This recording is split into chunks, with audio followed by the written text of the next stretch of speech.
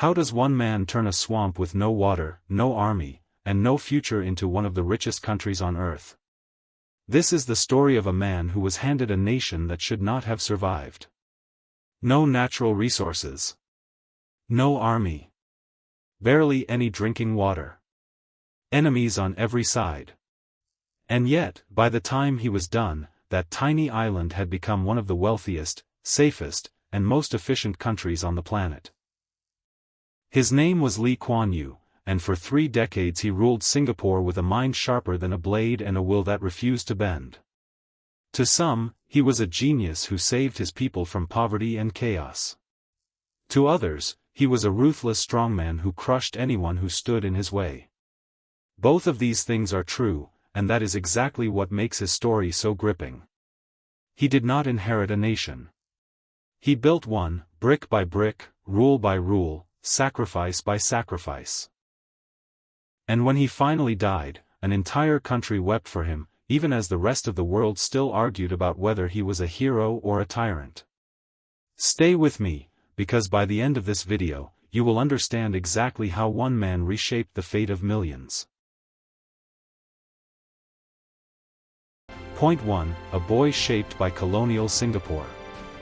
Lee Kuan Yew was born on the 16th of September, 1923, in Singapore, back when the island was still firmly under British colonial rule.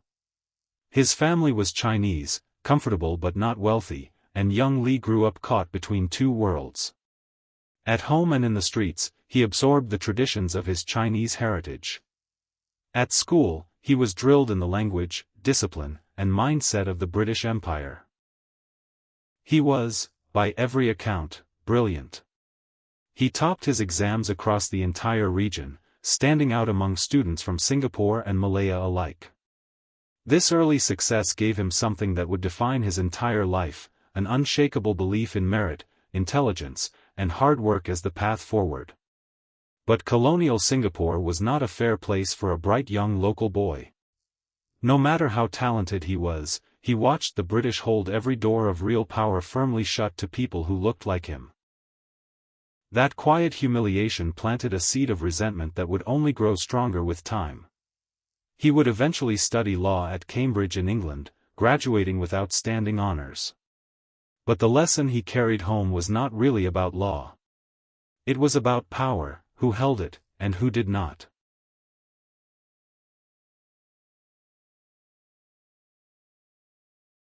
Point 2. War, occupation, and a brutal education. Then came the moment that shattered the illusion of British protection forever. In December of 1941, Japanese forces launched a devastating invasion, and within months, the supposedly invincible British stronghold of Singapore collapsed completely. The British had told their colonial subjects they would always be defended. Instead, they surrendered, and the island fell under harsh Japanese occupation. For young Lee Kuan Yew, these years were terrifying and transformative. He witnessed brutality up close, arrests, executions, and constant fear hanging over every single day. He himself narrowly escaped being taken away during a violent purge, a memory that stayed with him for the rest of his life. But he also learned something the British could never have taught him, that empires which look unshakable can crumble in an instant, and that survival requires cunning, adaptability, and absolute self-reliance. He watched how the occupying forces controlled a population through fear, discipline, and total command of information. It was a dark and painful education, but it shaped the ruthless practical thinking that would later define his entire style of leadership. When the war finally ended, the British returned to Singapore, but their aura of invincibility was gone forever, and a new generation, including Lee, was no longer willing to simply accept colonial rule without question. Point 3. Building a political weapon. After the war, Lee Kuan Yew went to study law in England, but his mind was already turning toward politics back home. He returned to Singapore as a lawyer, using his legal skills to represent labor unions and workers fighting against unfair treatment. This work connected him directly with ordinary people and their daily struggles, giving him a base of real support beyond the wealthy elite. In 1954, he co-founded the People's Action Party, known simply as the PAP, alongside a mix of English-educated moderates and more radical, left-leaning organizers. It was an uneasy alliance from the very beginning, built more on shared ambition than shared ideology. Lee was pragmatic to his core. He was willing to work with communists and socialists when it served his goals, then turn against them the moment they became a threat to his control. This calculated flexibility unsettled many, but it worked. By 1959, when Singapore gained self-government from the British, the PAP swept to power, and Lee Kuan Yew became the very first Prime Minister of Singapore at just 35 years old. He was young, fiercely intelligent, and utterly determined. From that moment forward, his fate and the fate of Singapore became permanently intertwined. Point 4. A risky marriage with Malaysia. Lee Kuan Yew understood something uncomfortable early on, that tiny Singapore, alone, seemed almost impossible to sustain as an independent nation. It had no farmland, no natural resources, and a population crammed onto a small island with limited fresh water. So he pushed hard for a bold and risky solution, merging Singapore with Malaysia to form a larger federation in 1963. On paper, this seemed like salvation, access to a bigger market, shared resources, and a stronger combined defense. In reality, it was a marriage doomed from the start. Singapore's population was mostly Chinese, while Malaysia's leadership was dominated by ethnic Malays deeply worried about being outnumbered politically. Tensions rose quickly. Racial riots broke out in the streets of Singapore, leaving deep scars and even deeper fear. Lee Kuan Yew's fiery ambition and his party's growing influence beyond Singapore's borders alarmed Malaysian leaders even further. What had been framed as a hopeful union of destiny quickly became viewed by Kuala Lumpur as a dangerous rivalry. Behind closed doors, frustration and mistrust built to a breaking point. Lee had gambled that unity was the only way for Singapore to survive, but that gamble was about to collapse spectacularly, and in a way nobody, including Lee himself, truly wanted.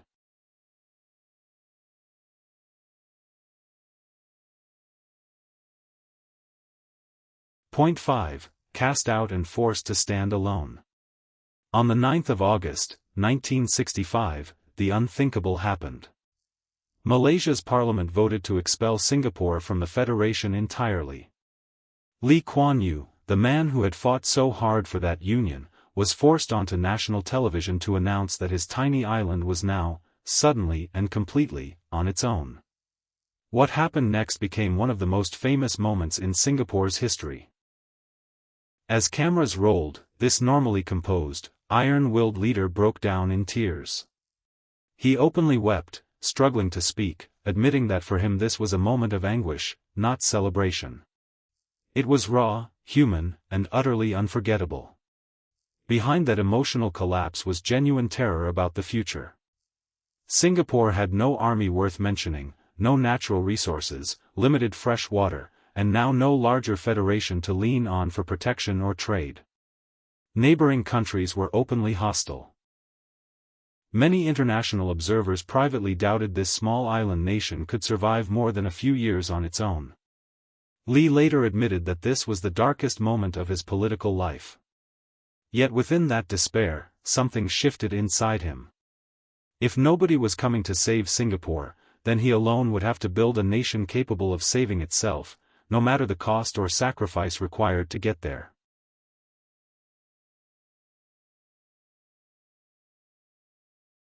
Point 6. Building everything from almost nothing. What followed was one of the most remarkable transformations in modern history. Lee Kuan Yew turned Singapore's greatest weakness, its total lack of natural resources, into a strange kind of advantage, because it forced absolute focus on human capital and efficiency. He launched a massive public housing program, moving people out of crowded slums and into clean, affordable apartments almost overnight, giving ordinary citizens a real stake in the nation's success. He aggressively courted foreign investment, promising international companies political stability, minimal corruption, and a disciplined workforce in exchange for factories, jobs, and technology. He poured resources into education, understanding that with no natural resources, Singapore's people had to become its most valuable export. Roads, ports, and infrastructure were built with obsessive precision and long-term planning rather than short-term political convenience. He demanded discipline from citizens too, launching public campaigns on cleanliness, courtesy, and even something as simple as not littering or spitting in public. It felt controlling to some, but it worked, transforming Singapore's global image from a chaotic port town into a spotless, orderly, business-friendly hub. Within roughly one generation, average incomes rose dramatically, and Singapore began climbing toward the ranks of the world's wealthiest nations, a genuinely stunning achievement for a country that had recently been cast out and left for dead.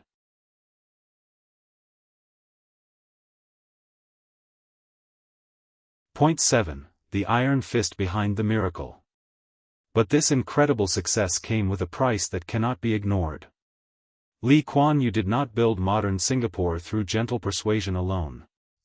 He built it while tightly controlling political opposition, restricting press freedom, and using defamation lawsuits to financially crush rivals who challenged him publicly.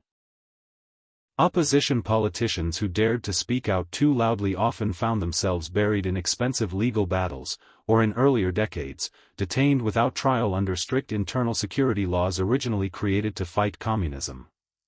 Newspapers that criticized his government too harshly risked losing their operating licenses or facing serious legal consequences.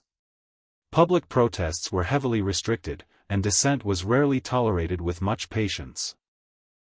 Lee openly believed that too much freedom, too soon, would lead to chaos, division, and the kind of instability that could destroy a fragile young nation.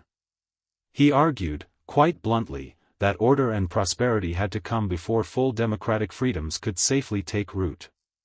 Critics around the world called this authoritarianism dressed up in economic success. Supporters argued it was the only realistic way a small, vulnerable nation surrounded by threats could have survived and thrived. Both sides had a point, and this tension, between remarkable prosperity and restricted freedom, would define his legacy forever.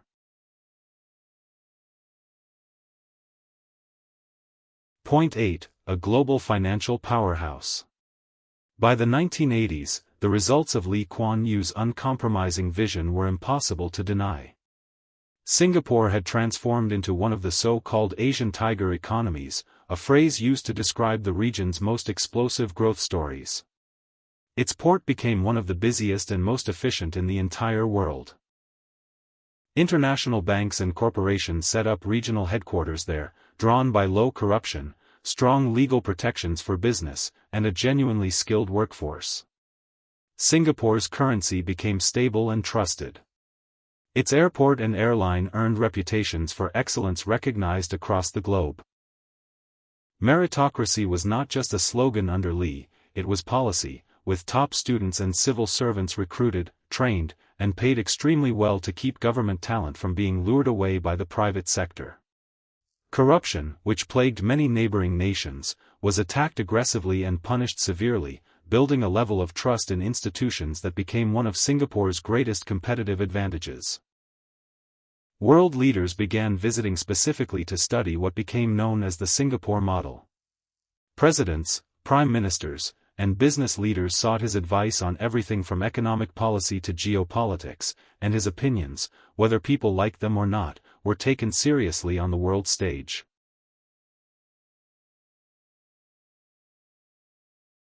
Point 9. Stepping back, but never truly away. In 1990, after 31 remarkable years as Prime Minister, Lee Kuan Yew formally stepped down, handing power to his successor. But make no mistake, he never truly walked away from influence. He took on the role of senior minister, and later became minister-mentor, positions that kept him deeply embedded in government decision-making behind the scenes for decades longer. His son, Lee Hsien Loong, would eventually become Prime Minister himself, leading some critics to argue that Singapore had quietly become something closer to a family dynasty wrapped inside a democratic system. Lee Kuan Yew continued writing, speaking, and advising foreign governments well into his 80s, his sharp mind and blunt opinion still commanding attention worldwide. He remained a member of parliament representing his constituency for the rest of his life, a remarkable display of endurance and lasting influence. Even as his health slowly declined, with hospital visits becoming more frequent in his later years, he remained a towering presence in Singaporean life and identity.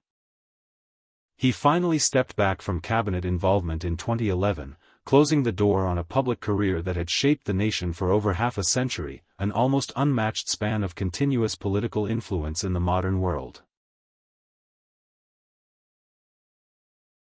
Point 10. Death, Mourning, and a Divided Legacy.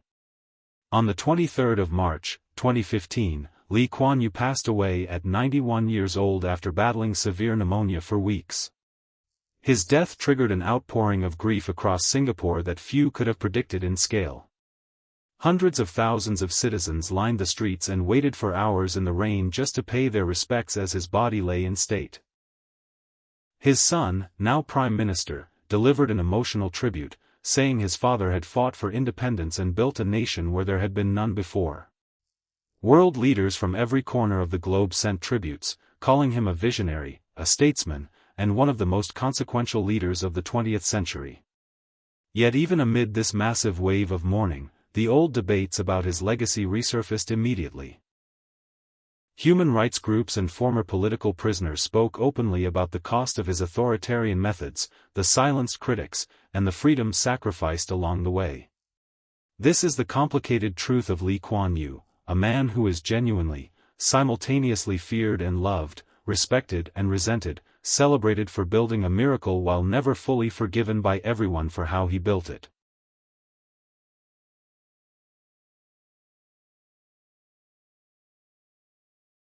And that is the story of Lee Kuan Yew, a man who took an island with nothing, no army, no water, no resources, and turned it into one of the most successful nations on earth, all while ruling with an iron grip that many still argue about today. Was he a visionary savior who did whatever it took to protect his people, or a calculating strongman who sacrificed freedom for prosperity?